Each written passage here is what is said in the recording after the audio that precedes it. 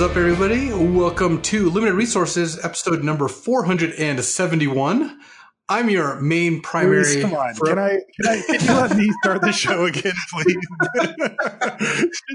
You just have to troll everybody. You gave up control for a week, and that's all it took.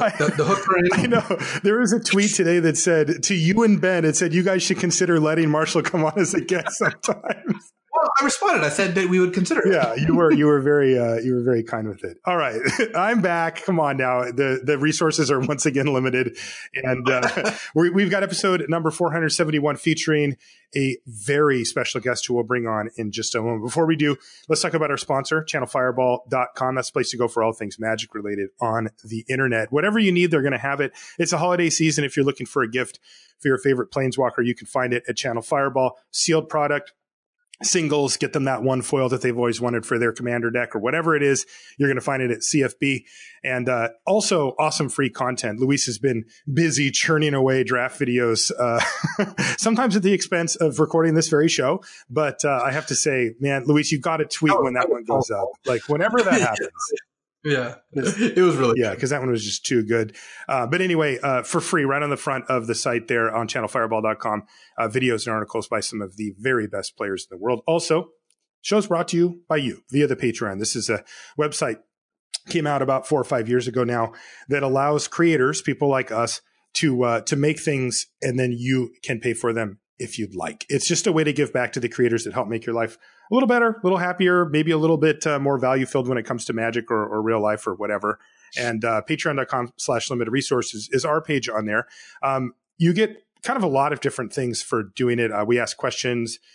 You get a kind of a direct line to us on the Patreon feed. And then also I've been doing some giveaways and I got a lot of playmats still to go through. This next one comes from Pro Tour M15, I think. It has like Garrick. It's from Portland. Anyway, this one is going to go out to Andrew Flynn from Fall River, Massachusetts. Or Maine? Is that Maine? Yeah. M.A. Is that Maine? Yeah, Maine. Fall River. No, that's Massachusetts. What is Maine? M.E.? M.E., right? Yeah. All right. So Fall River, Massachusetts. Thank you so much, Andrew, for supporting the show. I'll be sending out your playmat as well as a bunch of others. Also, I've got two things for next week.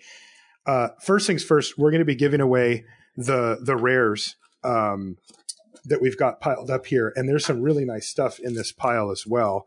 I have it right here. It's got a watery grave and an overgrown tomb, and then it also has that Duretti Ingenious Iconoclast, the one from that special thing that you can only buy from Wizards of the Coast. It's like the full extended art planeswalker, so really cool stuff. For that one, you also get an LR deck box, an LR sleeves, and an LR sticker as well.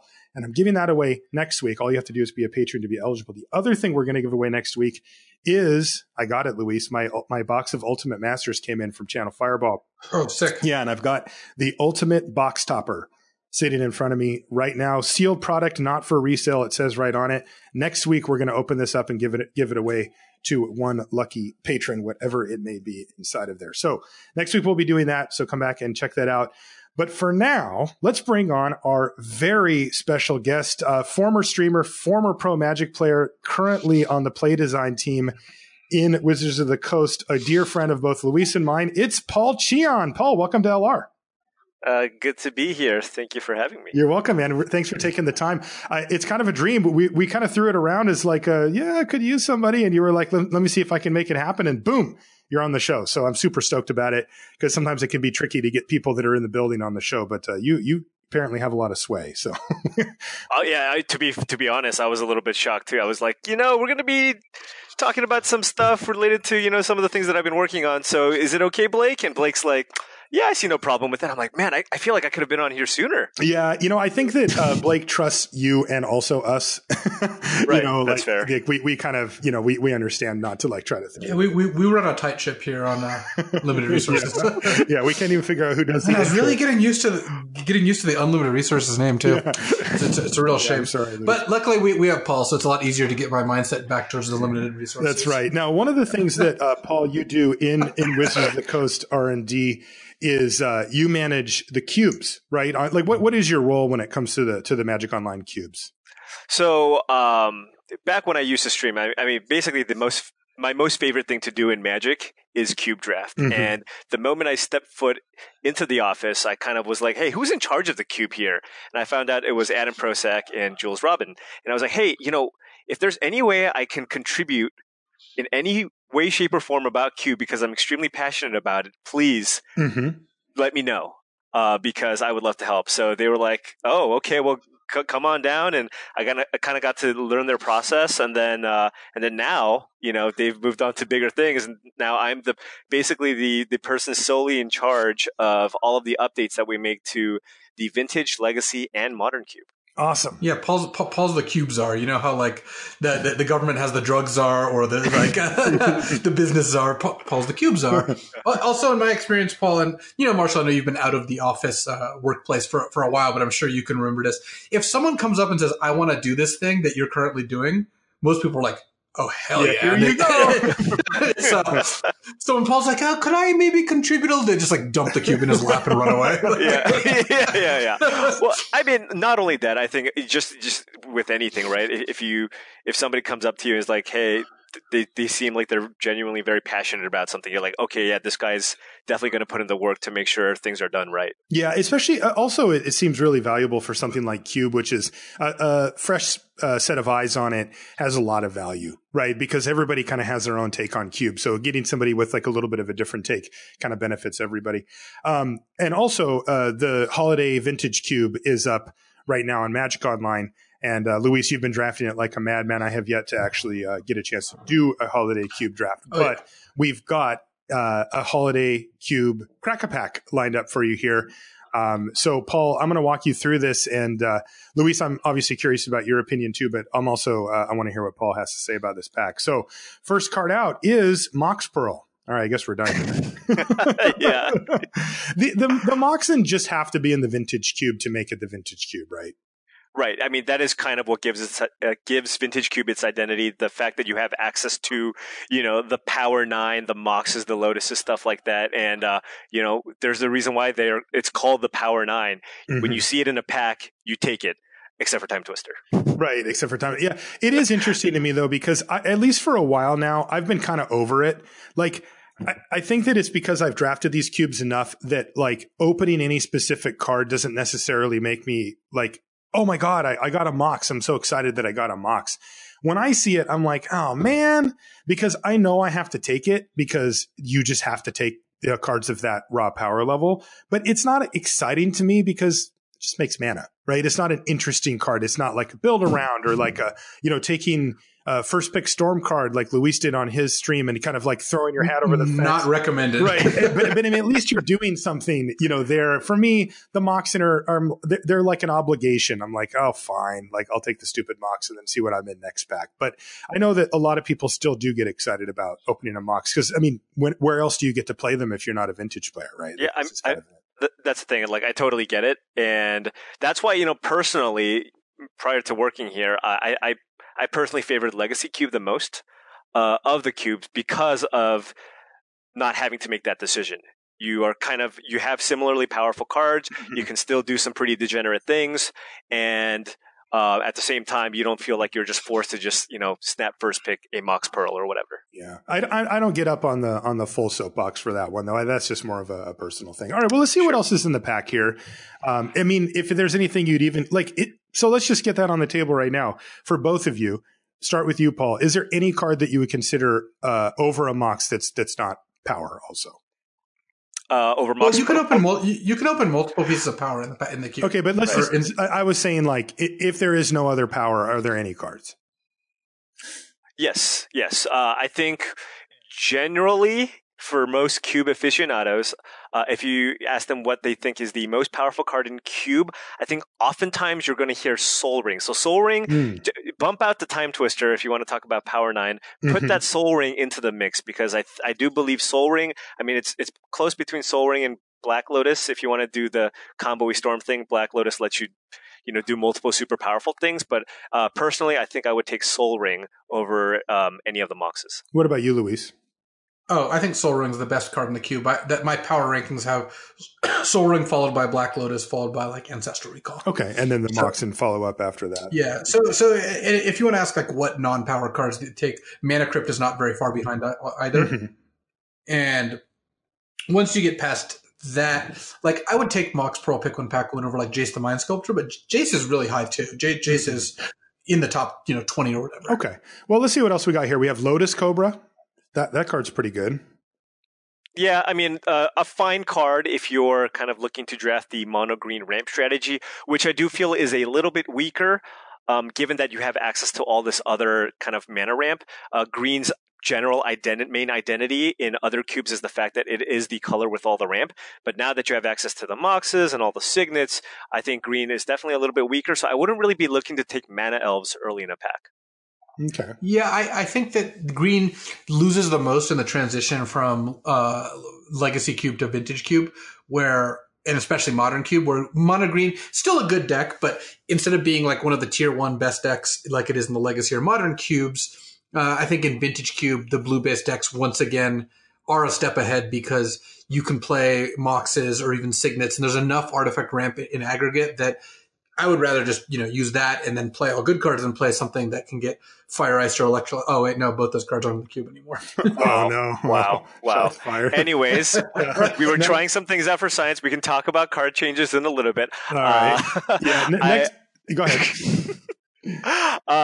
So I will say one thing. There are a couple of cards that are green that I would look to take early in Vintage Cube, and those would be the cards that let you, super cheat on mana. Cards like Channel, for example, is the type of card that I would maybe look to take early, or even Fast Bond. And those are kind of the green cards that I would target if I wanted to draft green. Yeah, the ones that kind of break the game. Cards that you don't want are cards like Master of the Wild Hunt, 2GG, 3/3. It makes a 2/2 wolf, and you can tap every upkeep, and you can tap it and tap all untap wolves you control to have them kind of attack fight a creature, basically. That is a really good Magic card that just is just basically homeless in a cube like this, right? I mean, this is just not really where you want to be. This is an extremely powerful card in any limited format that's not Vintage Cube. Right.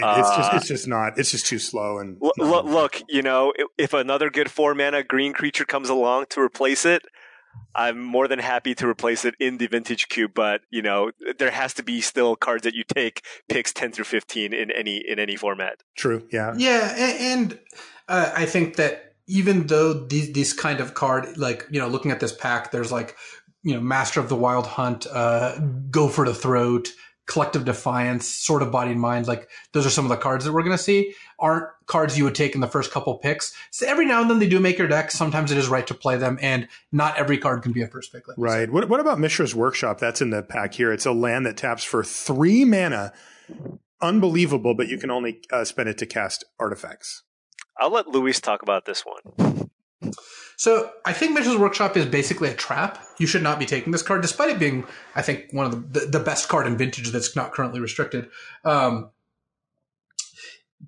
I do find it very fun. Where I like to take Mishra's Workshop is either take it early when I just want to go off on a mono brown tirade, or just hope to wheel it. Like, I think it could wheel out of this pack. So imagine you take Mox Pearl first, and you end up in the first 7 or 8 picks picking up like a Solemn Simulacrum or like a Gilded Lotus. Then I might wheel Mishra's Workshop and try to play like a deck with like 12-ish artifacts. And at that point, it becomes quite powerful. Yeah. It is a very real card. Collective Defiance and Sword of Body and Mind you mentioned. There's Expansion Explosion, a new addition to the cube here. I wonder how interesting Expansion is, right? There's a lot of stuff to copy with that, is there not? Yeah, so you can do multiple things with Expansion. You can actually use it to counter your opponent's counter spells. So you can kind of use it as a negate. But on top of that, if your opponent goes turn 1, turn 2 Ancestral Recall, you can copy all kinds of extremely powerful spells with the card. So it's a card that I wanted to try. It's a new card. And one of the cards that I actually cut for Expansion Explosion was Electrolyze. And the reason being is, Electrolyze, iconic card, very very solid card, but at the end of the day, it feels more like it's kind of just another removal spell that you can get if you're just red, right? Mm-hmm. And when I look for slots, especially in the gold colors, I want them to be a little more unique. And so I wanted to go for a little bit of power here and just experiment with what it looks like to play Expansion Explosion, especially because also in this version of the cube, you have access to a lot more mana ramp. So, I mean, I can see Explosion being a card that people might actually want to cast. Yeah. Yeah, it's sweet. And also, there's actually quite a few cool things with Expansion, too. Sower of Temptations here. Fine card, but not really where you want to be. One of the cards that stood out from this pack to me was Vampiric Tutor. Luis, you love drafting, decks that need tutors. Where are you at on this one, though? Where are you at on Vampiric? So what you're kind of alluding to is me drafting Storm. Right. And again, would not recommend it. I think Storm is like an easy path to winning 30% of your matches. But I do think Vampiric Tutor is actually playable in a lot of Vintage Cube decks because if you normally in Limited, like when we review a Diabolic Tutor effect in a normal set, right, like a 4-mana tutor, like Mastermind's Acquisition, we are like, this card's pretty bad because in Limited, paying 4 mana to get your best card is not a huge power level jump, and you paid such a big setup cost. Well, this only costs 1 mana, though you do have to skip a draw because it puts it on top. But in Vintage Cube, your best cards are cards like Upheaval or Time Walk or Ancestral Recall or Reanimate or Entomb, and all of a sudden we're talking a whole different ballgame. So if the Mox wasn't here, I think you could argue towards Vampiric Tutor's a first pick. I actually think it'd be on the short list of cards I would first pick out of this pack. Yeah, Zergo Bellstriker, not one of them.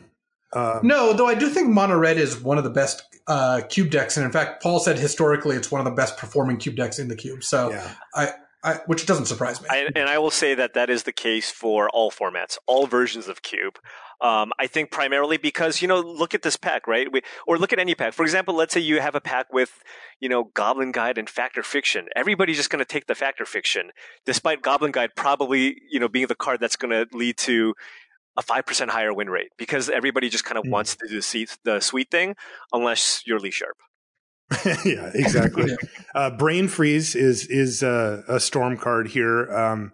Generally speaking, people don't tend to take these Storm payoffs early. They tend to go for other stuff, but I mean, it's here. I don't know. Yeah, I don't even like Brain Freeze all that much because of the Eldrazi, like Emrakul, that shuffle your whole graveyard back, so you can't even kill them if they have one of those. And I feel like you play against those like 1 out of every 4 times or something like that. Yeah, totally. I will say it is the easiest one to try to kill your opponent with because it doesn't take a whole lot to be able to mill your opponent out. But yeah, the fact that there's just so many different Eldrazi that people are trying to put into play, brain freezing your opponent and then not actually being able to kill them feels really bad. Yeah. Flicker Wisp is here. Fine. Go for the throat. You mentioned, Luis. Kitchen Finks, just painfully fair in a cube like this. And then the last card that actually has my eye is Simic Signet. So 2 mana for an artifact that you can pay 1 and tap it to make blue-green. Yeah, the Bar of Soap, the Irish Spring. I think the best card in this pack is certainly Mox Pearl. The next 3 are Simic Signet, Vampiric Tutor, and Lotus Cobra. Kind of depending on where you want to go. Though honestly, it's still probably Simic Signet.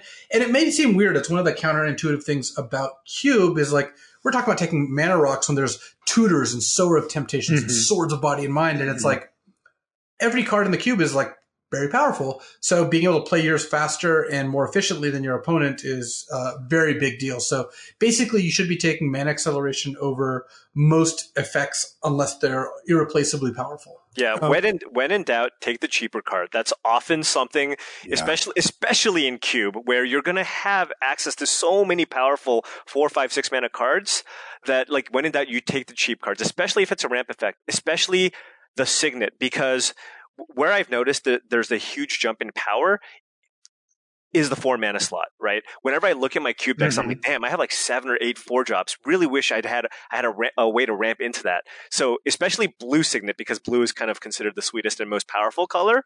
Like, those are actually cards that you should probably put somewhere in your top 40 cards within the Vintage Cube. Like, whenever I look at a pack, if there is a blue Signet and there's no Mox or whatever, I'm going to have a very heavy inclination to take the Signet over anything else in the pack. Yeah, those are the effects that are really hard to replace. The random 5 mana card that does something really powerful, those are quite easy to replace. But before we move to our main conversation, I did want to bring up, there's a sort of Body and Mind in here. And Luis, you're not a fan of the swords in a cube like this, right? No, and even in the Legacy Cube, which you would think has a bit more of that going on, I still think the swords are pretty weak. Yeah, so are they just untouchable, Paul? Like, is it just some faction of people just love those cards and it's just because ostensibly they're here to help creature decks, right? They're supposed to be like, hey, here's something to turn any creature deck into something much, much more powerful. But, I find that if you actually draft these cubes pretty often, you quickly realize that the 5 mana investment ends up being really, a lot. Yeah, so one thing that I do when looking to update the cube is kind of look at the combination of cards that, what are the win rates of the cards? What are the worst cards in the cube? Oftentimes, for example, in Vintage Cube, many of them are the Storm cards. At the same time, though, I also weigh that with how beloved are these cards? How highly are people taking these cards? Because, if these cards are still being taken within the first pack, it's a much harder card for me to cut because people like drafting this archetype or people like drafting this card. So one thing that I found with the swords is a lot of people just like to draft creatures and put swords on their creatures and try to kill people. And so taking that out might be just kind of overall net less fun for a lot of those other people who are just maybe not as familiar with Cube and just like drafting sweet swords and slapping it onto their creatures. Okay. I guess we'll let them do it then. I mean, yeah, but if somebody's getting joy out of it, go for it. That's the same thing. I did end up going through a big sweep, and I did make a bunch of cuts where I was like, I don't think people actually like this card anymore, and nobody even takes it highly. Like, for example, Necropotence was a card that I very recently cut. That card's bad. It is bad, but, it's one of those cards, kind of like when you look at Mishra's Workshop, right, where it's got such historical significance. Yeah, it's iconic. Right, it's iconic, and people sometimes overvalue that and just take it, even though it's just, like, very bad most of the time. But Necropotence, I think people kind of eventually caught on and were like, no, this card is just actively really bad. So nobody was taking it. Nobody was winning with it. So I was like, you know what? I think this is probably going to be a safe cut. But with Sword of Body Mind, there is a group of people that actually like the cycle of swords. But something for me to reconsider the next time I update the cube. By the way, you made me feel bad because when you said that the Storm cards probably, have a fairly low win percentage, I feel like my personal Magic Online account has accounted for some of those percent because every time I draft Storm, don't worry, Louis says as well. Yeah. Oh yeah, I feel like my cube strategy is like 40% of the time just like drafting blue good stuff, taking Scalding Tarn first. 50% of the time just stone forcing Storm and taking rituals, and like 10% of the time just like drafting like mono green or mono red. You even force Storm when it's clear that somebody else is drafting Storm at the table. You're like, this Tendrils didn't table. Oh well. It's bad when you're the only person drafting it. It is atrocious when there's someone else doing it. Yet somehow you wield that Kiki Jiki with like 3 cards left in the pack or whatever, and that ended up being anyway.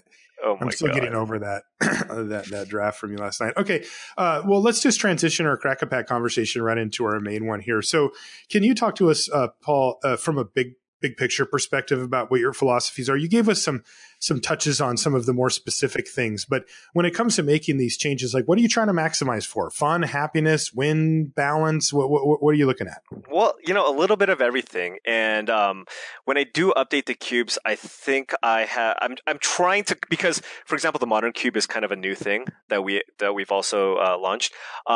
I'm trying to go with different philosophies for the different cubes. So, for example, the modern cube, I want it to be something where I want to make a bunch of active changes, make it so that you see a lot of the new cards. There's a lot of churn, and oftentimes there might be slight downgrades, there might be side grades, but you just get to see a lot of new cards and get to draft the most powerful versions of those. Kind of like almost like a standard cube, but with a lot of the modern cards. However, for the vintage cube, I'm really looking to only really make changes if the card that I'm taking out is horrible, nobody likes it, or if I think it is a strict upgrade.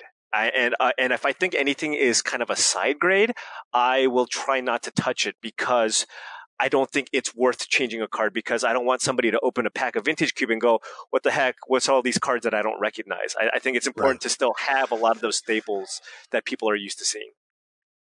Right, you got to keep the swords in there so people can, equip Sword of Light and Shadow to their Linvala the Preserver or whatever it is they do with those things. Yeah, I'm not 100% sure, honestly. Look, but that's a smart approach, though, overall, because there is, like, Luis and I might go nuts and draft a cube like this, and some of our listeners do too, a lot of times when it's actually available. But there's a lot of people that when it comes up, they'll draft it 1 or 2 times, right? And if you completely rehash it every single time, they could just never get a foothold because you know how it is. In Cube, it's about learning the archetypes in the cube that you're drafting. I remember the first few times I drafted cube, I just drafted these horrible fair decks because they were based on creatures, and I was the person playing the swords and, doing that because it was what I knew.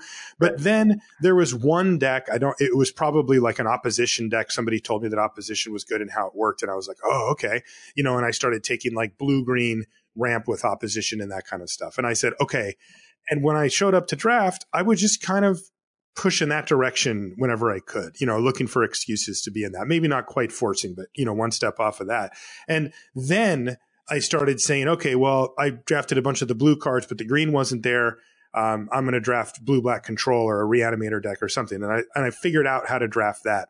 And then I started branching out from there, right? But I needed to get that foothold. And if this was a thing that came up once every few months, and you just rehashed everything, or just changed out everything, I just never really be able to do that. So it makes a lot of sense to me to try to keep things relatively consistent with the vintage cube, at least. It's already hard enough, man. I mean, I've got to watch my friend Adam, try his first times at cube, and it's hard. Like, cube is absurdly difficult. Every card is good. Yeah. Right? Well, not only is every card good, cube, and we went over this kind of in depth in one of the cube episodes we did. So, Marshall, you probably do want to link that because it's good context too for those who want to get better at cube. Mm-hmm. But cube is it's in between constructed and limited, and it is closer than I think a lot of people think on the constructed side, where how we always talk about having a plan, right?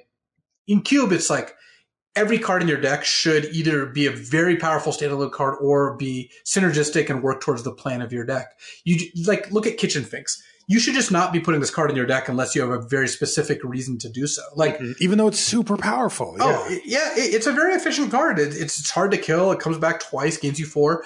But your mono green ramp decks shouldn't play Kitchen Finks. Your blue-white control deck maybe should, but that's not even the angle most decks attack on. I just don't think this is like a sideboard card. It's like one of your best cards against mono red. Right. And that's such a good deck that I like having a Finks in my sideboard. But imagine in no limited format would you ever cut a Kitchen Finks. It was a first pick.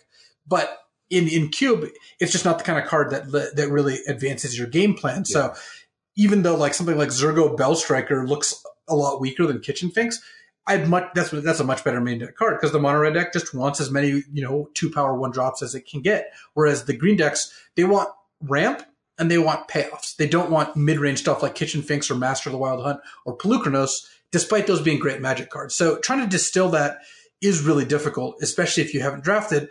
But here's my plea for people who haven't drafted: Cube is the most fun way to play Magic, in my opinion, or at least for me.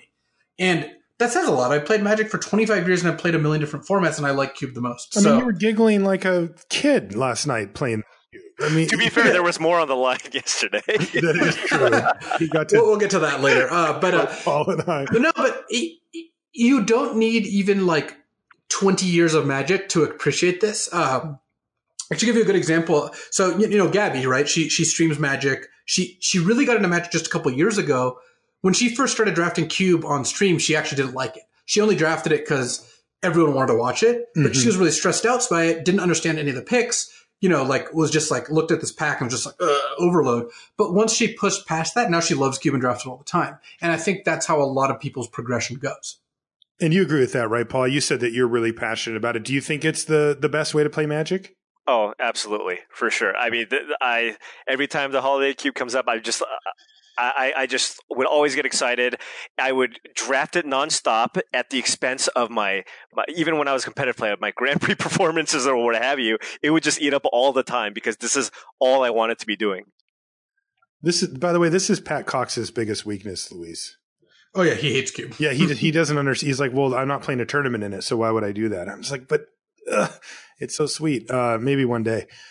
Maybe when he retires, we can get him to to do it. Paul, what are some of the cooler changes you've made this time around? Anything stand out as something that you're excited to see if it worked or whatever? Well, I think a lot of the changes I made were just basically upgrades. I think GRN had a lot of very powerful cards that were pretty exciting additions. And I also removed some cards that I was just like, you know what? I really don't think this is the type of thing that people wanted to be doing. I did make a couple of additions for Storm, actually. I know that it's if you want to win, it's not necessarily the thing that you want to do. But whenever you win with Storm, it's so satisfying.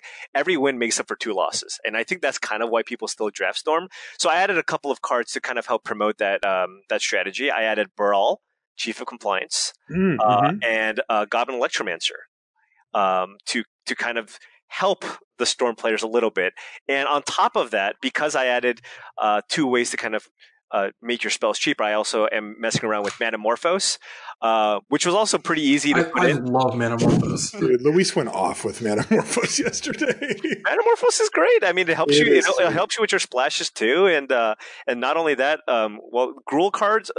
We'll talk about maybe balancing gold cards later, but the Gruul cards are kind of weak, so it was pretty easy to make room for the Manamorphose.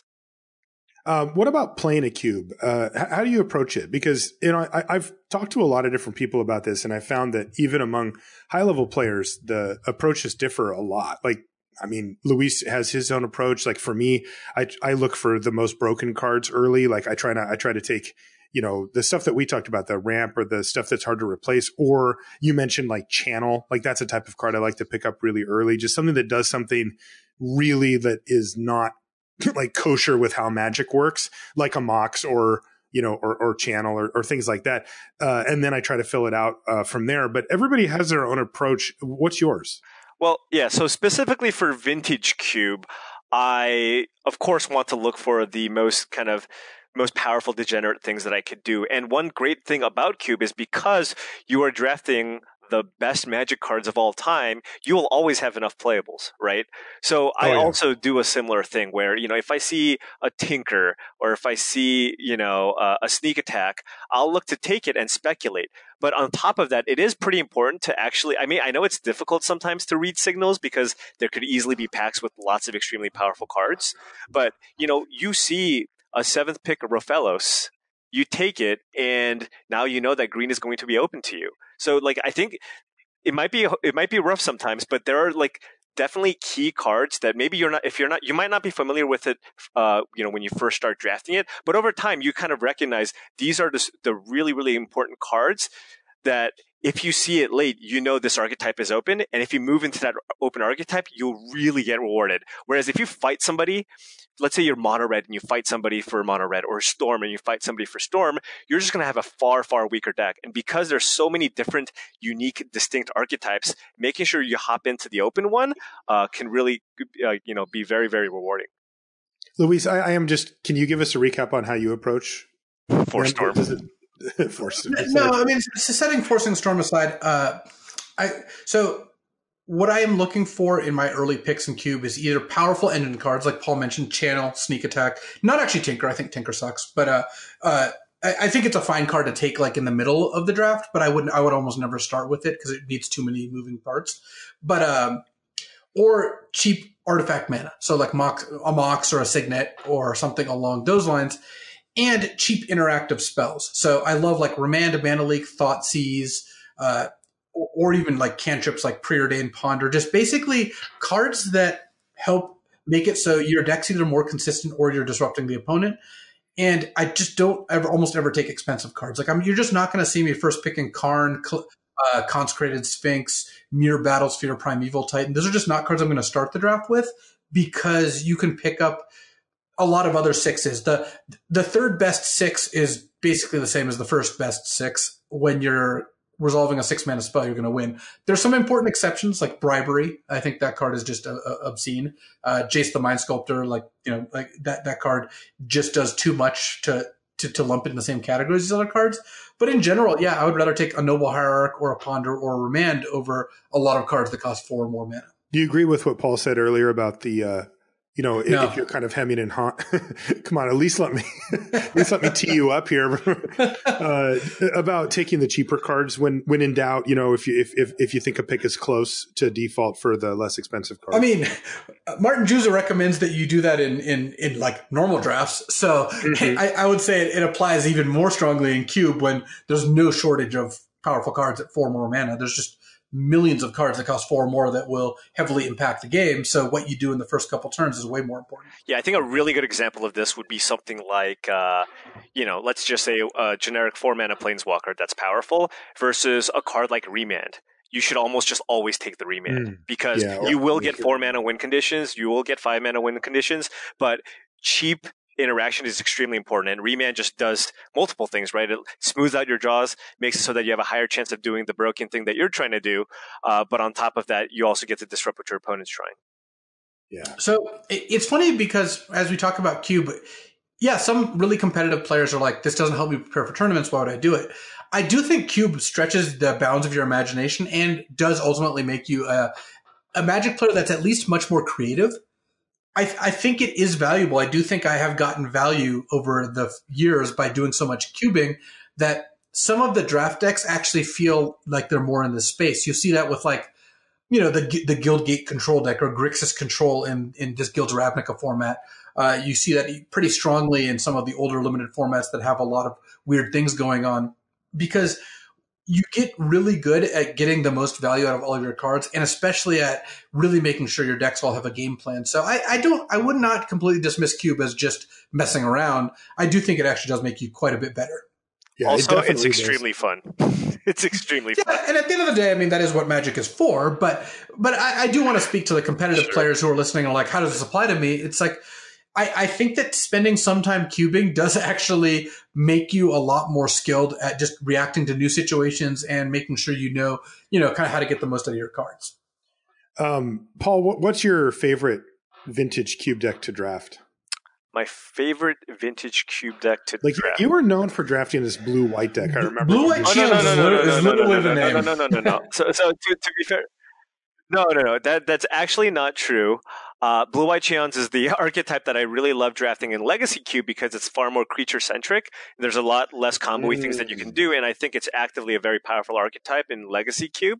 In Vintage Cube, I actually prefer being the blue-red combination because you can have those powerful things like a Sneak Attack deck or a Splinter Twin Kiki-Jiki deck, but if that doesn't pan out, you can still end up with a very solid blue-red control deck. So that's the color combination that I prefer. But the deck that I had the most fun drafting is actually the blue-green opposition deck.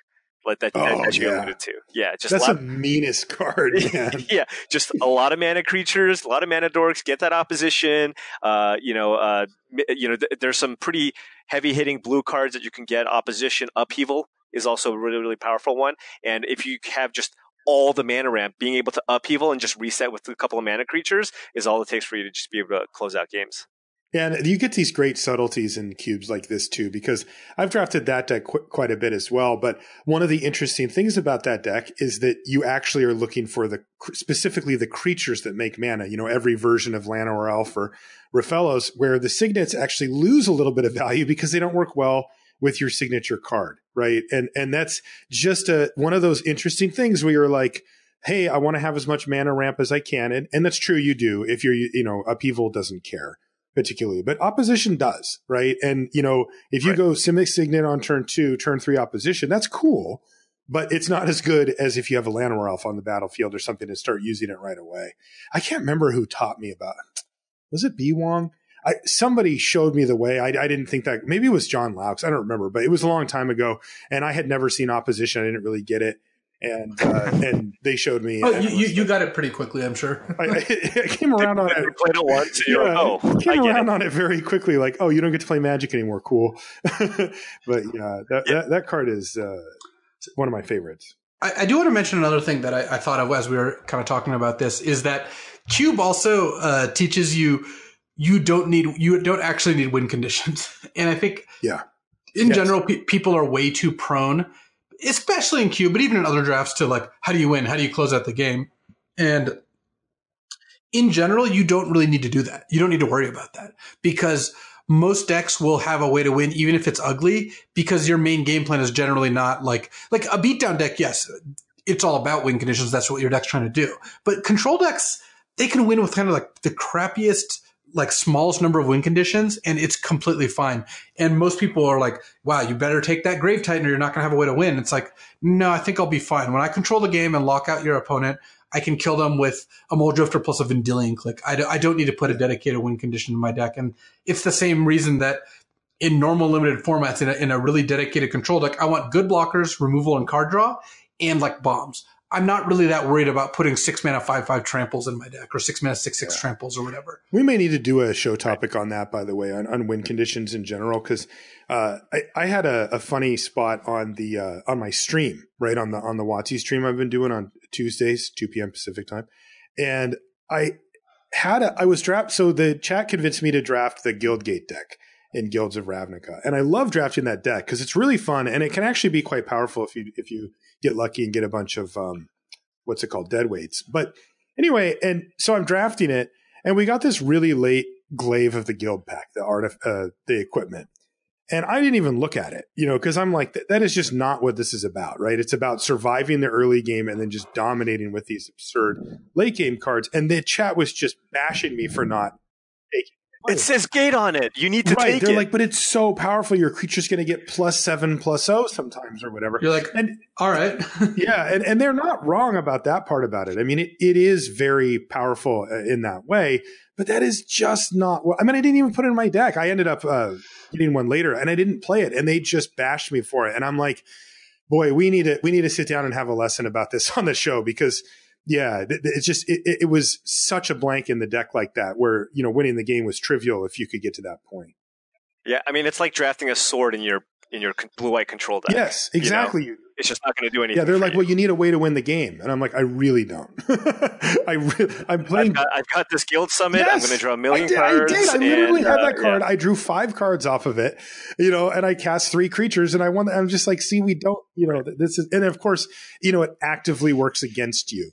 Right, that's the interesting part about a lot of these win conditions. Like Luis, you use Grave Titan as an example, right? When you're trying to wrestle control of the game from your opponent, that requires cheap interactive cards, and cards like the artifact I mentioned, or an expensive card in a cube or whatever, go against that. They don't do anything at the time of the game when you really need to be doing something, and so they actually work against you, even if they end up closing out the game a turn or two quicker than whatever other win condition you have. It's just not relevant. Yeah, and I think that one of the cool things about streaming is that you don't get in like a draft video is you see people in real time freaking out about, like, you need more win conditions, you're going to get decked, you need this, and like, I don't say this to make fun of chat because it's just too easy of a target. It's the same reason I don't really make fun of Paul anymore. But Jeez, it is. Paul has disconnected from the phone call. It does reveal exactly how most people approach these things and what they think. And like you said, Marshall, you were talking about, of course, Guilds of Ravnica, not Cube. And that extends just to all formats. I think there's got to be way too many people who are drafting this control deck and just take, 5 mana 4/5 when they really should just be taking another like cheap wall or another, card draw spell or something. But there's like, I needed something to close out the game. It's like, you need less to close out the game than almost everyone thinks. Yeah. That is very true. And like you said, Cube is the most extreme example of that. Paul, when you look at the vintage Cube that we've got access to right now, what are the archetypes that you see? From a big picture, you mentioned earlier, there's so many different archetypes in a Cube, and there are. I mean, there's a huge list. But what are like the big hitters, at least from your mind? Like, if you say, okay, if I put this card in the Cube, this could affect this archetype, and that actually matters, like you talked about mono red. Okay, so you have, first of all, I'm going to say your 3 primary monocolored archetypes in mono red aggro, mono white aggro, and kind of the mono green ramp deck. Those are the 3 like decks that you kind of look to be like your monocolored decks. And what the green deck is trying to do is play a bunch of mana creatures, ramp up, maybe splash opposition, play Creator of Behemoth, what have you. And then you have your 2 true aggressive decks, mono red and mono white. And I don't really like splashing or doing anything fancy. What you want to be doing is taking all the red cards, all the cheap red cards, and then have a bunch of utility lands like Wasteland, Strip Mine, and what have you. And the reason why I don't like going 2 colors when I'm drafting these aggressive decks is the fact that it's just so hard to actually get enough fixing to be able to, regularly be able to cast your spells on time, that I'd rather just be monocolored. Then you have the different combo-y archetypes that you can go into. You have, of course, the Reanimator deck, which is primarily a blue-black deck with looting, cheap looting effects, get giant fatties into your graveyard, reanimate them onto the battlefield. Then you have the archetype that many players, maybe even a person here, is known to Force, which is Excuse me? Storm, which is basically what you're looking to do is, basically play a bunch of spells in a row and combo out and storm something out, either Tendrils of Agony, Empty the Warrens, or Brain Freeze. Or if you have a really ugly draft, you can maybe just have a deck full of deck manipulation and then just win some other dirty way, because sometimes Storm is capable of generating infinite mana and you can find different ways to kill your opponent. And then, of course, you have your control archetypes. You have, various blue control decks with a lot of card draw, removal, sweepers. And then you also have, of course, one of my favorite things to do, I think, as long as it's legal in Legacy and even in Vintage, is just Splinter Twin people out. So, you have access to Deceiver Exarch, Pestermite with both Splinter Twin and Kiki-Jiki as ways to just combo people out with, kind of a generic good blue-red control shell. And what would you recommend for somebody who hasn't cubed much? What's a good start? Because it's tempting to tell them just to draft creatures and swords and do kind of what I did, but boy, that is setting them up to not win a whole lot. An underpowered archetype. Yeah. So my recommendation, if you honestly just want to start and get a good handle and just win, would be to look at the monocolored decks, because when you're in a monocolored deck, it's a lot easier to draft, right? So both mono red and mono white are very, very successful archetypes. They're very good, primarily because people don't like taking the aggressive cards. People all want to do the really powerful, sweet things. And as a result, you're just going to get this great deck that punishes all these people trying to do these really dirtily slow things. So drafting mono red aggro, drafting mono white aggro is just going to give you a lot of wins early. And then also you'll just kind of get a sense of the format. And then when you see your opponents doing all these ridiculous things, you're like, oh, maybe I'll try that next time. But I think if, this is the first time you're looking to draft, look to draft mono red aggro. Always kind of look to take the cheaper card. I know. So for example, the keys to both mono red and mono white, get those 1-drops in your deck. Take it over almost anything, because guess what? Yeah, Hazoret's a sweet card, but there's also Chandra, there's Experimental Frenzy, there's Hellrider, there's Koth. There's a lot of great 4-mana cards. Really, really prioritize the cheap creatures to kind of really punish a lot of the other slower decks in the format. Luis, you wanted to ask Paul about guild-based stuff? What? No, I didn't. Guild-based drafts? Yeah. What was that? Come again? So, because look, I could talk about Cube the whole episode, but I do think that while we have Paul here, we actually have a really good resource to talk about something that's a little more relevant to people who aren't cubing, and especially because we know the next set, without even spoiling anything, is going to be a set with 5 guilds. Unless, Paul, did they kill Simic? I heard they killed Simic. No, I can confirm that there will be 5 guilds. Better not have killed Simic. Yeah, I like how when they didn't release any of the Gruul cards, they're like, "Are there even Gruul cards?" And I'm like, "Yes, there are Gruul cards." How big of a priority is it to balance all 5 guilds?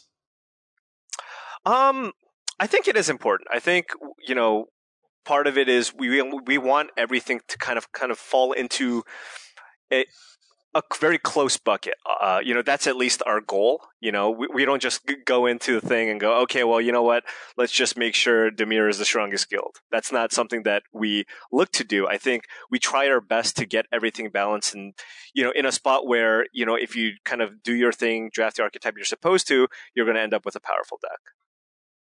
And do you see, when you look back at Guilds of Ravnica, do you think that Guilds of Ravnica was a success in that regard? Or do you wish that Golgari and Celestia were a little better? Because most pros and a lot of people who draft a lot have those as kind of 4 and 5.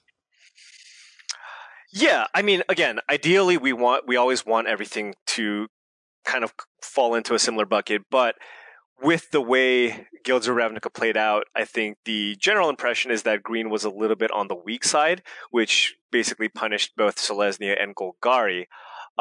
So, if we were to do it again, could we have considered maybe making, Prey Upon into Rabid Bite? That's certainly something that we could have done. That could have made the green creature stronger. Another thing that I kind of look back on is maybe, for example, Prey Upon was the wrong removal spell for us to have in the format, because many of the things that you want to do early on in green is you're just playing a bunch of cheap things, so you're never fighting anything.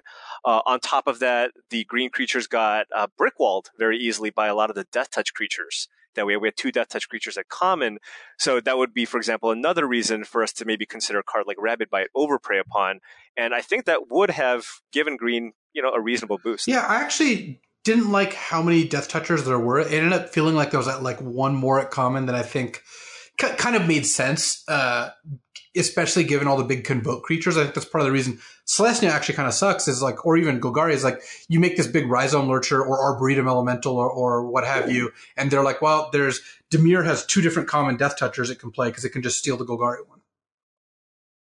Right. Yeah, that is definitely a thing. I think the main motivation behind having the death touch creatures was we wanted Golgari to be able to fill its graveyard by basically having access to these death touch creatures to basically trade in combat, so that you could build up a graveyard so that you can play your payoff creatures. So overall, though, you were happy with like kind of how Guilds of Ravnica was received? You know what? I think so. I think overall, like, of course, there's one thing is balance, right? Making sure you get the balance of all the guilds. But another thing is I want to go with gameplay, and I think part of what made GRN so successful, and part of the I drafted GRN a ton on Arena when it came out, was just the fact that I really, really enjoyed the gameplay. And I think one thing, if you want to look back at GRN and why you would look at it as a very good set, is the fact that the gameplay was just a lot of fun, because there were just so many powerful things that were flying back and forth, a lot of sweet effects, and just every game just has a lot of play to it. Yeah, I mean, I do think fun is the most important thing. Balance is less important than fun. You can have a balanced format that isn't fun, and I don't believe that's a success. Whereas you can have a fun format that isn't balanced and wild success. Yeah, absolutely. This one jumped out to me for that same reason, because if you had described this format how I would describe it, I would assume that this would be one that I draft 40 or 50 times and then be like, I'm done with it. When does the cube come out? But I've actually drafted it all the way up until now.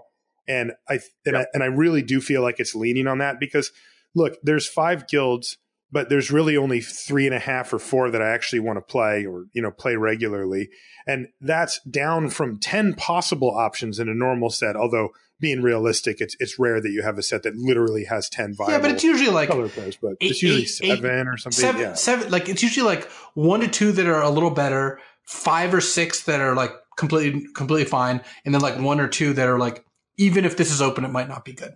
Right, and now we're down to 3.5 or whatever. Yeah, we're down to like 3 good guilds and two guilds that like when they're open are good, but like aren't the best, Right, and then on top of it, the fact that they're based on color pairs and that they're heavily incentivizing gold cards in these color pairs means that for somebody like me, it feels like the draft is a little bit on rails, and it's very narrow, right? Like, not only are we cutting down a bunch of the color pairs just out of the equation, then when I'm in the one I'm in, it's like, oh, there's a gold card in my color, I'm probably taking it. So that's not a particularly interesting draft situation there. Yet here I am still playing this set and thinking to myself the other day, after jumping back over to Dominaria, playing that for a while and on Arena, and then coming back to guilds, I'm just going, I still want to play. Like, I'm just enjoying playing this for whatever reason. I just never hit that wall. And this happens, half the sets or something. I just go the distance on, where I'm like still playing them when the new set comes out, or when the cube comes out, and I finally trail off. But if you would have described this set to me, I wouldn't have predicted this would have been one of them. So the only thing I can think of is what you said, Paul, is that the gameplay is just keeping me around. Yeah, absolutely. I think if there was one thing that I would have liked to maybe see a little more was, have more people look to dive into 3-color decks. And that didn't really happen. I think what ended up happening was everybody just had their streamlined 2-color decks, and you pretty much got a lot of what you needed in those 2 colors. So you kind of rarely saw 3-color decks. I think the cycle of the what you called them CCDD? Is that right? Yeah. Yeah. We call them the CCDD cards. The cycle of the all extremely powerful uncommons that rewarded you for being in your specific guild. I think that had something to do with the fact that you didn't really want to branch into another color. Also, a lot of our gold power was in those cards, and those cards are just not splashable, right? For example, one of my most commonly splashed cards is, Status Statue and Price of Fate, right? If there were more cards like that were gold, you would see people delving into 3 colors to try to splash these really powerful creatures or removal spells. But we already had 5 very powerful cards locked up into these CCDD. Yeah, the classic Dimir has 1 Status Statue and 1 Indrik. Yeah, and two Golgari Guild Gates or whatever. Yeah. That actually kind of dovetails into my next question. And, again, looking at Ravnica Allegiance, I think that's what it's called. I'm curious how this is going to play out. How important is cross-guild synergy? Because something that like Mark Rosewater has talked about is we try to make the mono green cards appealing to both Gruul and Simic because those are like the overlap. So you're going to see some like cards that mess with +1/+1 counters because that kind of touches both those things. It's the same reason that like Surveil and Undergrowth paired nicely. So Dimir, Golgari, Sultai was like a kind of a thing. How much do you look towards that when you're designing for these guild formats? We absolutely put that into consideration. We look at all the guilds that would share colors. That, for example, Azorius and Orzhov, you'd be like, hey, what are some of the things, the mechanics? Even when we just work on the mechanics from the get go, it's like, hey, do these 2 mechanics kind of make sense? Like, would you be looking to do this thing to tie in with this other thing, and so that like? Oh, well, like, what is the Azorius mechanic again? TBD. I just forgot. I was wondering if you could. Good try. Luis. We had to go through all these hoops so that I could be here, and you're just already trying to get me fired.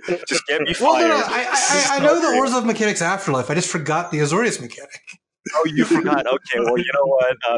You can look it up. Yeah, look it up wherever you saw it the other time, Luis.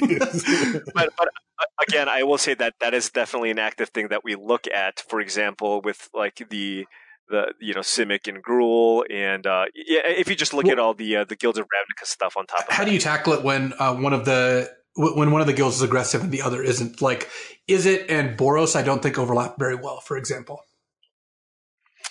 Yeah, that is something that's a little bit more difficult. I think there were some cards that you could still look at. I mean, when we were making the cards like Direct Current. Right, that was the card I was thinking. It's like, hey, yeah, right.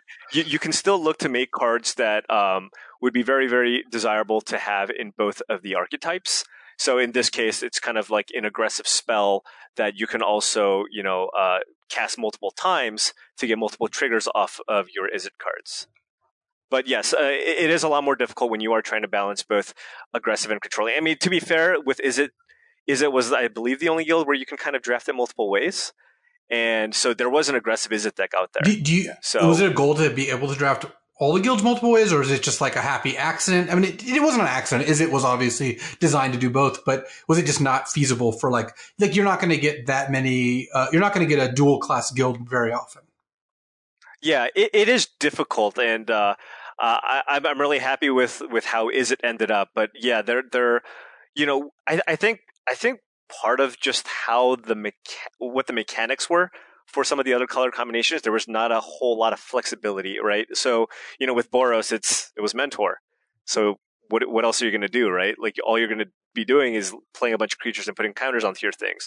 Selesnya was Convoke, so you're going to have to play a bunch of cheap things or your deck's just not going to function. So I think because of the mechanics, it was a little more difficult to make multiple ways to draft those color combinations, I want to say. But with Izzet, we had a little more flexibility. I think it came out pretty well. I think Izzet does actually play 2 different ways, and the cards vary drastically from those 2 ways, which I think is pretty good. All right, yeah. All right. We've got a big question. We've asked all of our guests so far: Deadweight or Deadly Visit? I'm a Deadweight guy. I think I think part of first of all, in Dimir, you have both Watcher to Miss and Deadly Visit. There's only, obviously you want a lot of those, but sometimes you can get a little clunky. You can almost never have enough deadweights, and one of the most frequent ways that I lose is, by getting run over by some combination of Healers, Hawks, and Skynet Legionnaires. So it's always really important to just have cheap ways to deal with those creatures. Yeah, I'm a big fan of deadweight. Marshall, you landed on the deadweight side too, right?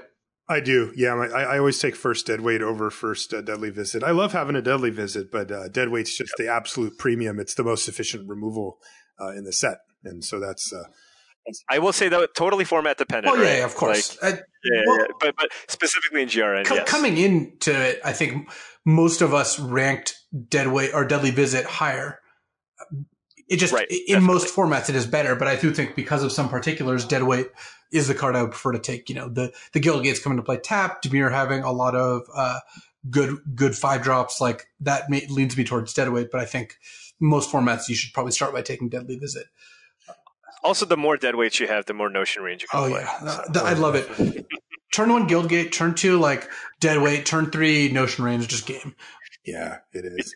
Okay, Luis, should we have Paul mute his microphone or his headphones for your rant? No, he actually must listen to it. Paul, if I got to delete one card from Guild of Ravnica, what do you think it would be?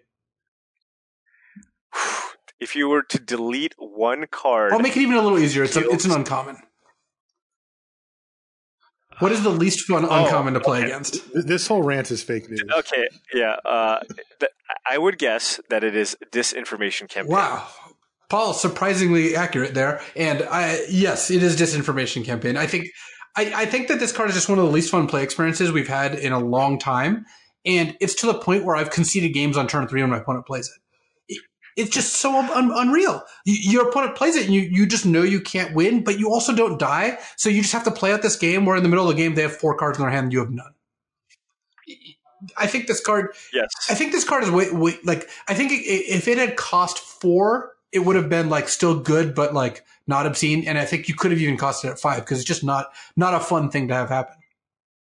Yeah, I totally understand, and believe me, I've lost to this card plenty of times, and also won my fair share with this card. And part of it was also we were looking at it in the framework of it also being potentially playable in constructed, and it actually has seen some constructed play. Yeah. But if it does lead to a repetitive, unfun play pattern, one consideration. You've read the card, right?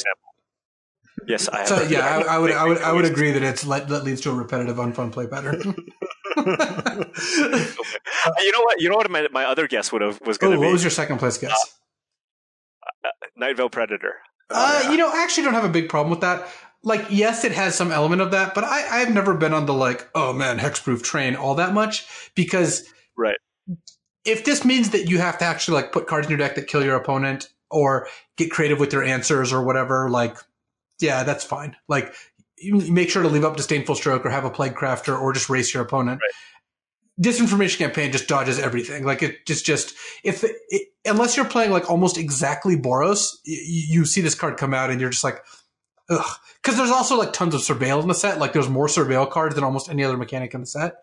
Just because Surveil lends itself to coming on a lot of cards, and the net result of that was a lot of fake news. It also ended up being interesting about the Surveil, though, because the breadth of playable Surveil cards ended up being like basically all but 2 of them, right? Like the Barrier of Bones wasn't very good, and Mephitic Vapor wasn't very good. Yeah, those are the only 2 cards that you really didn't want in your main deck. And even then, a Barrier of Bones would make its way in occasionally. But like Dazzling Lights, that's the type of card that you look at and go, and it maybe was so not. good. It ended up being seen play main deck all the time. Well, and that goes back to all the Death Touch creatures. The fact that there's tons of like 3 common Death Touch creatures in Dimir, right? Darkblade Agent, the Gorgon, and the Deadly Poisoner means that Dazzling Lights is just all of a sudden great because it even gives the Darkblade Agent Death Touch. Yeah, and also the fact that it's Surveil 2, that if you would have read that card to me, I just would have assumed it would be Surveil 1, but Surveil 2 is like, tangibly better. In the late part of the game too, so it's not even dead then. Yep, I like totally get it. Totally get it. So let's push Luis back off of his soapbox and let Paul put it. I don't even get on a soapbox all that often, honestly. Not much of this stuff like gets a rise out of me, but disinformation campaign is really just, We know the word you're thinking of. Don't worry. I said I wasn't going to say that. Let's talk a little bit broader for Limited, not just in the context of the guilds, and they pertain to the sets that we've just had. But one of the interesting things that we saw a little mini discussion between Ben Stark and Aaron Forsyth on Twitter, and this is a thing that I think Ben is pretty well known for, which is he really likes the types of cards that tend to smooth out your draws in Limited. The one that they were talking about in this case was Skittering Surveyor or Pilgrim's Eye, that type of card. He thinks that, having one of those in every set would be pretty sweet. But there's also, he's put forth arguments around, having more scry, more cycling, these type of, again, smoothing Surveil elements. Yeah, Surveil too, tacked onto cards or available in cards so that, both people have a better chance of actually playing a game of Magic. And that's a strong argument, right? I mean, I think like even if you work in R&D, when you're playtesting or when you see somebody get excited about playing a deck and then just not be able to cast their spells for a game, that has to have an effect. But at the same time, Luis, you've done a really good job of kind of keeping Ben in check on some of this stuff and saying, you also have to recognize how much this benefits you, right, as the superior player. So I'm curious for you, Paul.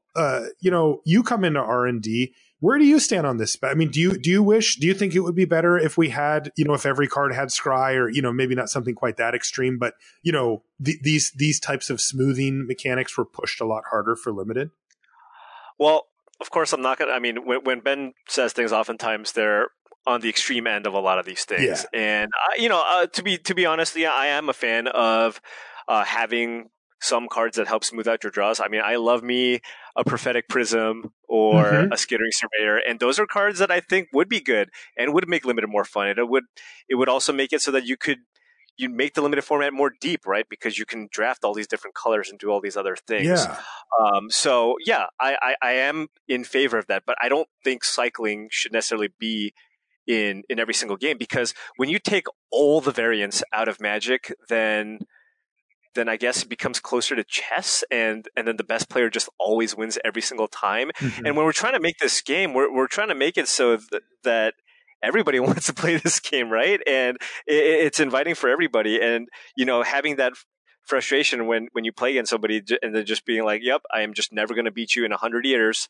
That's also really frustrating. We're trying to get all different kinds of players to want to play our product and enjoy our games. I mean, that also goes back to the thing when, let's say we make a very good rare that's very hard to beat in Limited, and then a pro complains about, you can just say Ben. You can say Ben. Or it whatever. Really, most of the time is Ben, to be honest. It's just usually Ben, yeah. It's like, why did you print this rare?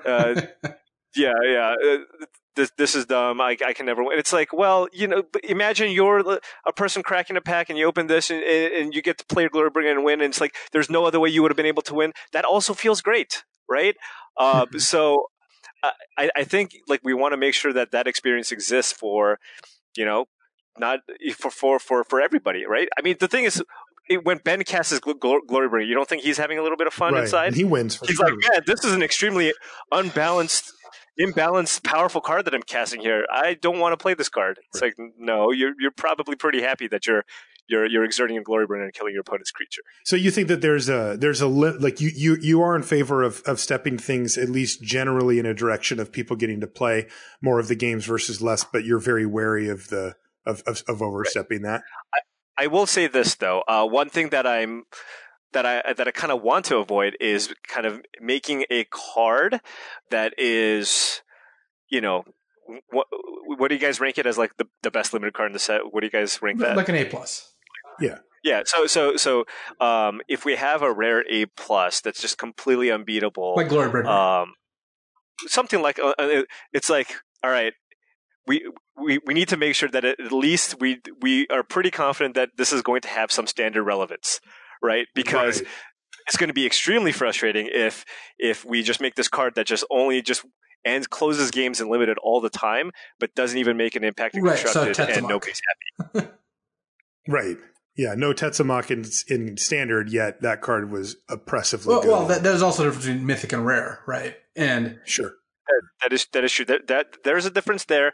And on top of that, I mean, you look at Tetzamok, that is a type of card that you could envision being a constructed card. Totally. Yes, right? Absolutely. It made it into the modern cube or something even, but I have issues with that design as well. I don't think it is particularly fun for your opponent to reveal a Tetzamok on turn 3, and you're just like, how do I play the rest of this game? Right. Yeah. This game that I'm in. Yes, I could see that. But one thing that I did learn from this set, Paul, that was kind of eye-opening for me was casting cost when it comes to these things, because some of the kind of unbeatable bombs, air quotes, like the Glory Bringers, the Lyra Dawnbringers, those type of cards, they're not difficult to cast, right? They're like 5 mana, or sometimes they're 6 mana of like, oh, well, it's double white. It's like, okay, well, I'm going to be able to cast that on time. But one of the cards that's probably just the best card in the set, like Niv Mizzet, you know what? I actually don't feel as bad losing to Niv Mizzet as I would like a Lyra or something like that, because the casting cost is pretty oppressive. I mean, it's tough. Your opponent really has to commit to that card. They're not splashing anything most of the time. And they have to set up this mana where even if it is their 6th land on the battlefield, that does not mean that they get to cast Niv Mizzet by any stretch. So when they finally do stick that card, I go, you know what? You earned it, man. Like that is a lot of mana of very specific colors that you've had to put in. And it does take the sting off it. Also, sometimes they just don't get to cast the thing, right? Which I don't know if that's good or bad from a design perspective, but at least I think that's cool that that's a risk that they had to take to try to put that card into their deck. And it makes me want to see actually more cards that are very difficult to cast, but also can win the game quite easily once resolved. And that's a weird thing, Yeah, I think Niv Mizzet is a great example of being able to put a ton of power into a card, but make the restriction have it be so that it's extremely hard to cast, right? Yeah. Like you need to kind of go through some hoops to play Niv Mizzet. You need some card draw. You need some Gil Gates. You probably want to play what is it? A locket. The locket. Yeah. The locket. Yeah. I was going to say Keystone. I'm like, no, locket. You might even want to lock it in there just to make sure you have a good chance of casting the Niv Mizzet. But yeah, I mean, it's one of my favorite cards in the set. And I mean, again, it's one of those cards that's extremely powerful, but yeah, you're going to have to build around it to play it. I mean, and that was also kind of the motivation behind our very powerful cycle of the CCDD cards that are uncommon too, right? You often don't see those cards. You're not going to see, a 2G dub 4/4 vigilance dies into 2/2/2 knights. Right. But we were able to add more power to that card by putting a more restrictive mana cost on that cycle. Yeah. I also, one of the things I wanted to ask you about from a big picture, we were just talking you guys mentioned hexproof a little bit earlier, because I'm on the opposite. Like I don't like hexproof. And my reasoning is that for me, at least when it comes to limited, in constructed, I think it's different. But I think for limited, I look at interaction, right? Like that's kind of the crux of it, where the sets that I've liked the most are the ones that had a lot of answers in it, where, there were some absurd bombs, but even a card like Niv Mizzet, if it ends up being Niv Mizzet, but I have enough answers at common that actually kill Niv Mizzet, and they get their 2-for-1, right? They get to throw a little damage around, they get their card off of it, but the game didn't just end simply because my opponent resolved a spell, or again a Lyra or Doom Whisperer or any of these type of really really busted cards.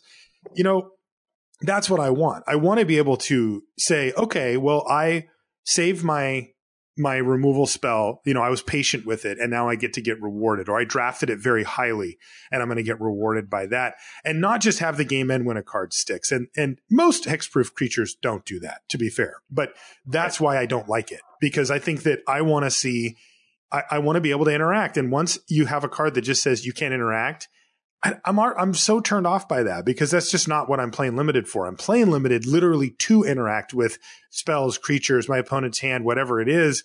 And when there's such a blanket that just says you just simply cannot, I don't think that it's unfair. I don't think that it's broken. I just think that it's like that isn't the direction that we should be going for limited. I think we should be encouraging interaction, whenever. Yeah. So one thing that we definitely look out for more now than maybe we have in the past is One is where we cost our hexproof creatures, right? Mhm. I think we are looking to avoid making cheap hexproof creatures so that you can just slap some stuff onto the creature Mhm. and just get them with a one with the wind or whatever. On top of that, we are also aware, if we do have hexproof creatures in the format, what are the types of Right. things that you can put onto that hexproof creature? So it's not just a free win. Like if that card that you put into your deck is just like you're just kind of free rolling that card, Mhm. Mhm. then that might not be something that we want. So for example, I know there was a combo in Dominaria, right? It was like the Snapper plus the Arcane Flight. Well, Yeah, like you got to the combo was with what's on Sarah's wings, but yeah. Oh, sure.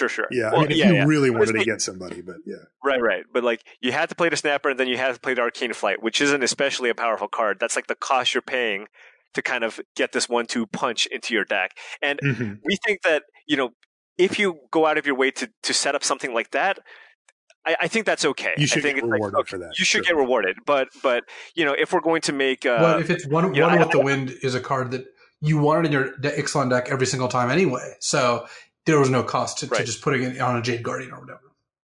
Right, and you shouldn't really be looking forward. You shouldn't really be expecting us to be making invisible stalkers anytime soon. Okay, let's put it that way. And those are the ones that I really dislike. The very cheap hexproof creatures and the very and the really high end bombs that you can't interact with. Those are the two cards that they almost never lead to like a fun play pattern. Even the person casting it's kind of like, well, I'm doing something cool here, but like nothing's happening, right? Like I'm just turning it sideways and winning the game.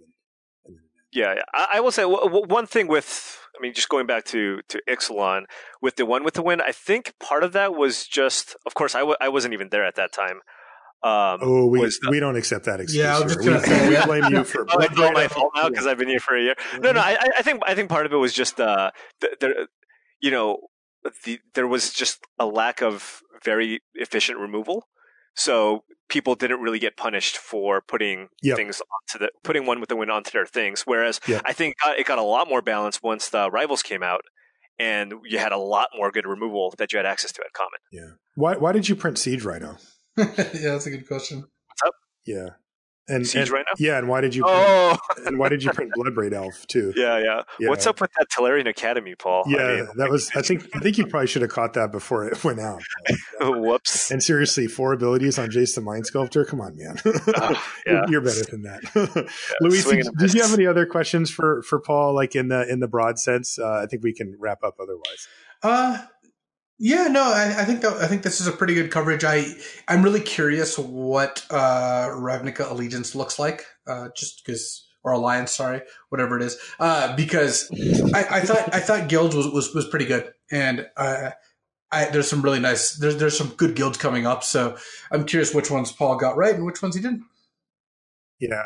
Well, also because it's of course all on me. Well, I did want to give play design kudos though for right now, like Standard. I've never seen the Magic community as happy with Standard as they are, and I've been at this for a while now. So that's geez, if you get if it's a month into Standard and people like the format, it's like a miracle, and that's happening right now as well.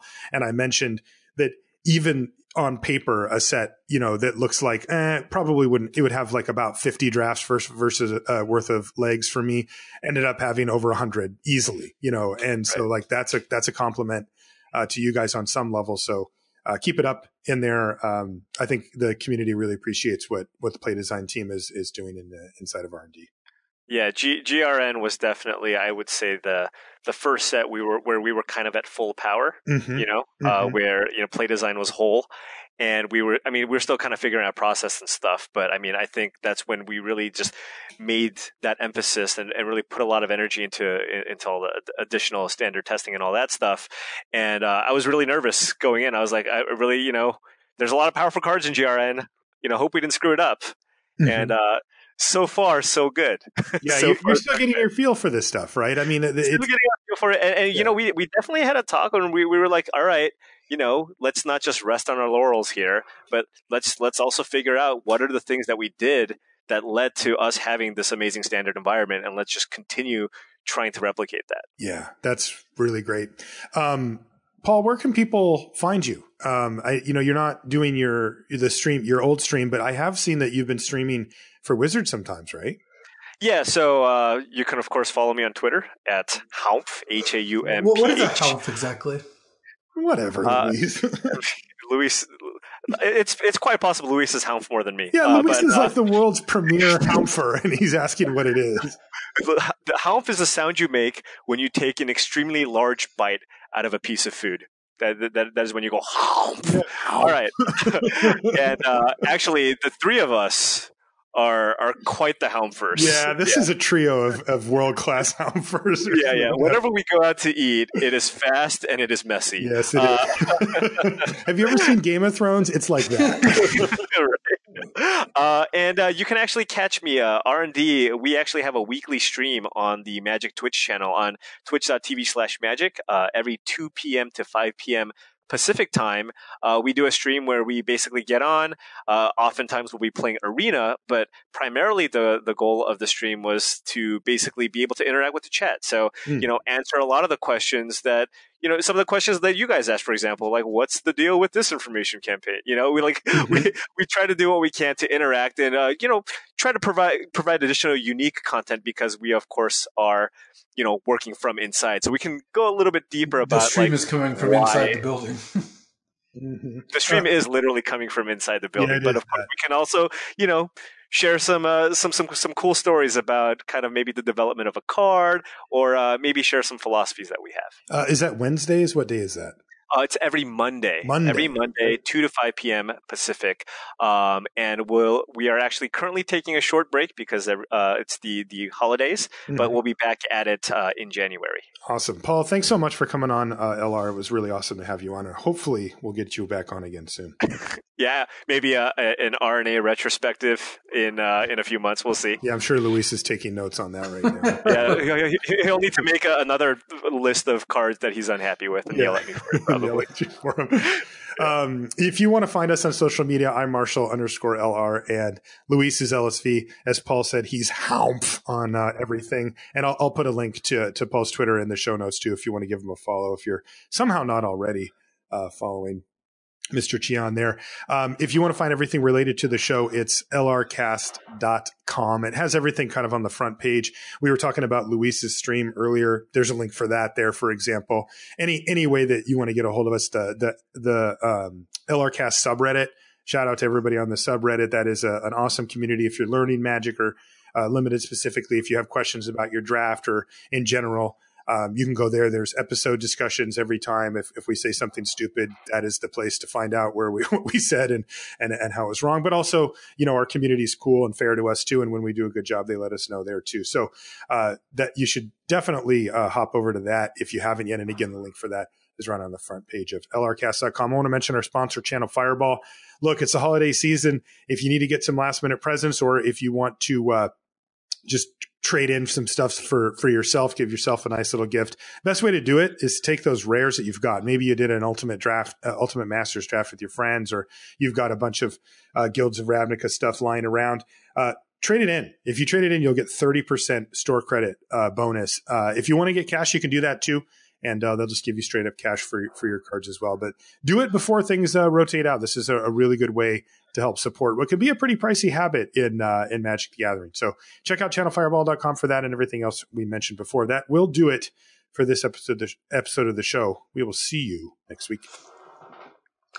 So for those of you who don't know Paul and my history, Paul and I actually kind of broke onto the Pro Tour at the same time. And the story of how we did that is kind of funny.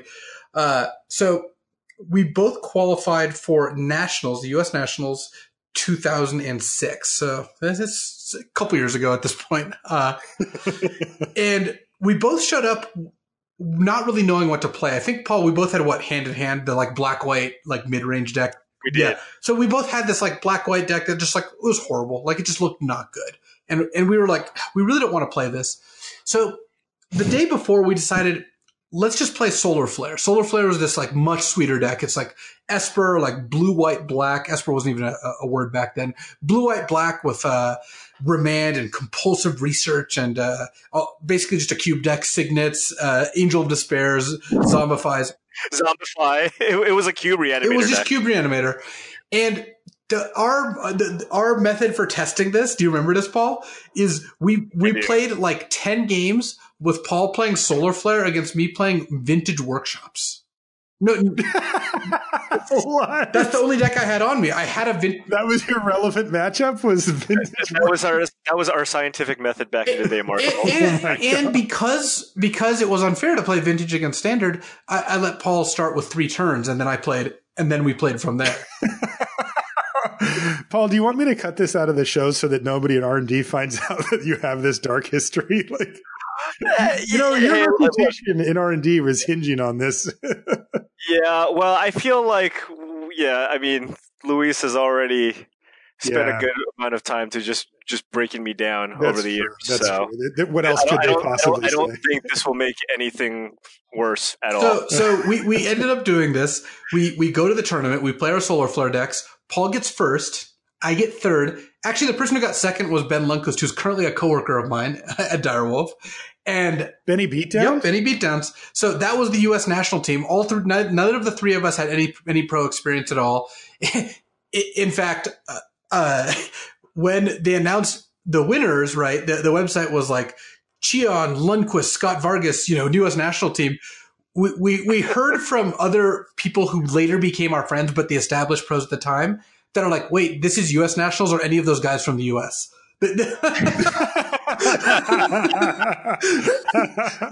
Oh, that's a beat. Yeah. And so, because no one knew who we were in any way, shape, or form, and then let's just say our names, weren't exactly what people thought of as typical U.S. names. Of course, obviously the U.S. is just has the widest range possible, but. That was how we broke onto the scene. And then the funny thing is, the year after that, we played a much worse deck, and I got first and Paul got third. So it was just. Wait, so did you guys get to go to Worlds 2 years in a row? Sorry, that was Paul. It was the year after. It was 3 years in a row, right?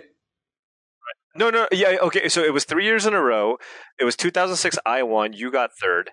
Then in 2007, you won. I did not.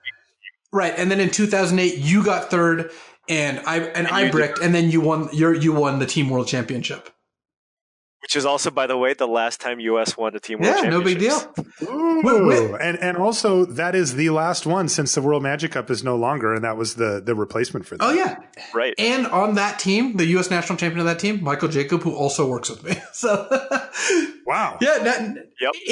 National, who was also, by the way, on my team the year before. So between me, you, and MJ, we got first, third across 3 years.